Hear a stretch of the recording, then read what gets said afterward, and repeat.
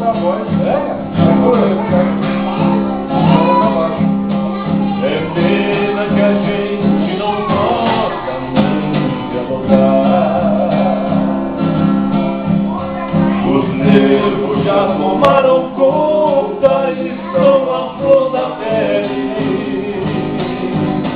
Se eu quero, você me repele. Se você procura, eu não tenho paciência, nem por aparência podemos fingir o que esconde no peito.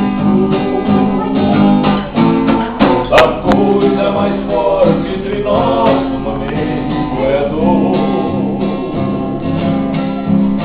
O amor já não é o bastante pra achar uma saída. Se eu canso escapar a chance, vem a orelha fina sobre os mãos dos dedos, e não tem segredo, a solução pra nós agora é a despedida. De agora em diante é cada um pra si, um pra cada lado, tudo dividido, coração quebrado, é melhor assim, se juntos nada tem valor. Depois que rasga o pano, o resto é pior. Melhor é jogar fora, é o fim de nós dois.